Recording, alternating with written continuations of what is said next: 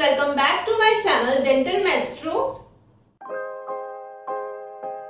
आज हमारी वीडियो का टॉपिक है under what condition we should go for extraction.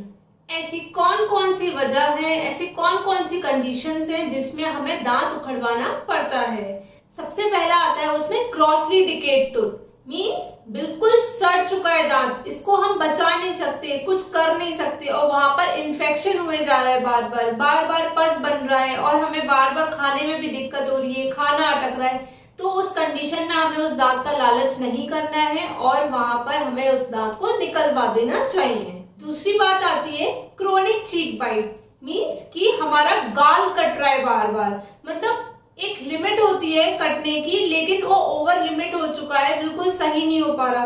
कई बार क्या होता है, जो हमारी आखिरी दाढ़ होती है वो चारों साइड की हो सकती है, यहाँ की, यहाँ की, यहाँ की, यहाँ की, जिनको हम अकल दाढ़ बोलते हैं, वो सीधे अपनी पोजीशन में आने की बजाय कभी गाल की तरफ, कभी पीछे की तरफ, मतलब इस तरीके से किसी भी पोजीशन में आ जाती है, हमारे गाल को बार बार काट रही है। हम डेंटिस्ट के पास गए, उन्होंने थोड़ा सा ट्रिम कर दिया, थोड़ी शेप कर दी जिससे ना काटे, लेकिन वो फिर भी काटे जा रही है क्योंकि उसकी पोजीशन ही ऐसी है।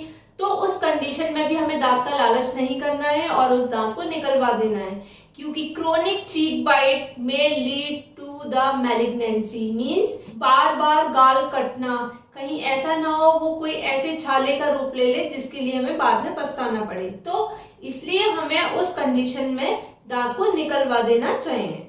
नेक्स्ट बात आती है ऑर्थोडोंटिक एक्सट्रैक्शन। जब हम अपने टेढ़े मेढ़े दांतों को सही कराने जाते हैं तो हमारे डेंटिस्ट हमें रिकमेंड करते हैं कि आपके 4 दांत निकलेंगे, 2 ऊपर 2 नीचे। मतलब जरूरत है क्योंकि वहां पे क्राउडिंग है, प्रॉपर स्पेस नहीं मिल पा रही, जिसकी वजह से दांत आगे पीछे हो गए हैं, भिड़ गए हैं या बिछ गए हैं, मतलब बहुत सारी कंडीशंस होती हैं। तो उस कंडीशन में यदि आपको डेंटिस्ट ने रिकमेंड किया है कि आपको ये दांत निकलवाना है तो उसमें भी हमें नहीं सोचना है, क्योंकि हम एक सुंदर स्माइल के साथ साथ हम ये भी चाहते हैं कि हमारे दांत अच्छे से काम करें और हमने इतनी मेहनत की है तो उसको वही रिजल्ट मिले।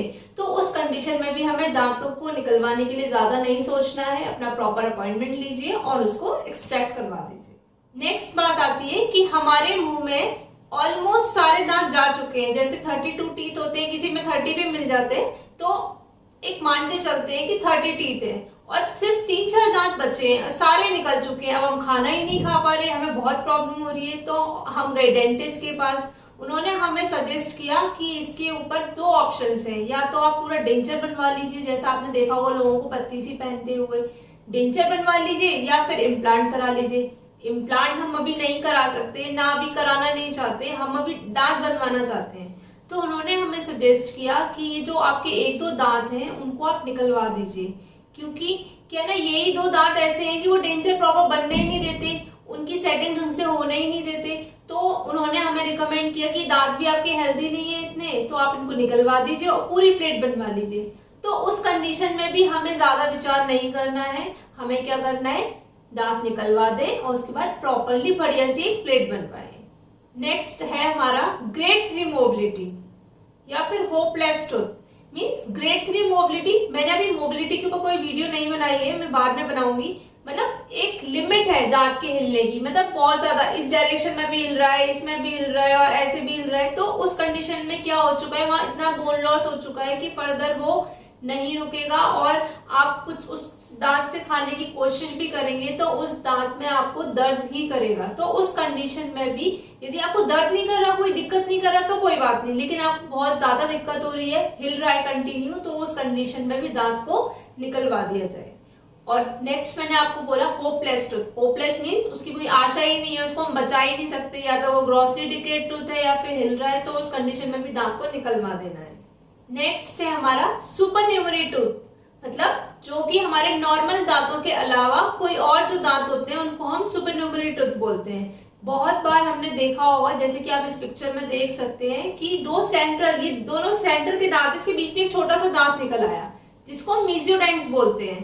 तो इस दांत को भी निकलवा देना ही ज्यादा सही है, क्योंकि क्या होता है, ये हमारी एक आर्च खराब कर रहा होता है और फिर बार बार टंग को भी इरिटेट करता है, क्योंकि बहुत बार ये पैलेटली निकल आता है, मतलब तालुओं में निकल आता है, तो वो टंग को इरिटेट करता है, हमारे स्पीच डिफेक्ट्स भी हो जाते हैं, हम ढंग से बोल नहीं पाते, हमारे बहुत सारे प्रोनाउंसिएशन गड़बड़ हो जाते हैं। उस कंडीशन में भी हमें दांत निकलवा देना चाहिए।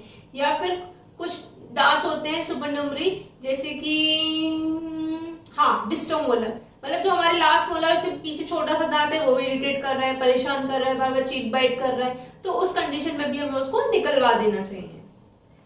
नेक्स्ट आती है हमारी बात tooth in the line of fracture. कई बार ऐसा होता है कि हमारा रोड साइड एक्सीडेंट हो गया या किसी रीजन से हमारा ये नीचे वाला जबड़ा या ऊपर वाला जबड़ा टूट गया है, नीचे वाला जबड़ा या ऊपर वाला जबड़ा टूट गया है, फ्रैक्चर हो गया है और उसी लाइन में दांत आ रहा है, मतलब उसी लाइन में वहां पर हमारा दांत है और जो कि अब पेरिडोंटली वीक हो गया, जब फ्रैक्चर हुआ तो वहां पर बहुत ज्यादा अफेक्ट हुआ, तो उस कंडीशन में भी हमें उस दांत को निकलवा देना चाहिए। यदि आपके डेंटिस्ट बोल रहे हैं कि हाँ हम इस दांत को बचा देंगे तो हम एक ट्राई कर सकते हैं, लेकिन जनरली उस दांत को निकलवा देना चाहिए। तो ये हमारी बहुत सारी कंडीशंस मैंने आपको बताई कि under what condition we should go for extraction. इसके अलावा भी बहुत सारी कंडीशंस हैं, तो मैं ये एक्सपेक्ट करती हूँ कि इसके अलावा जो जो कंडीशंस आपको पता लग रही है प्लीज मेरे कमेंट बॉक्स में मैसेज जरूर ड्रॉप करिएगा, ताकि मुझे भी पता लगे कि और कौन कौन सी कंडीशंस है जो मैंने इस वीडियो में कवर नहीं की है। Thank you for watching my video and don't forget to like, subscribe and share. Bye bye. Take care.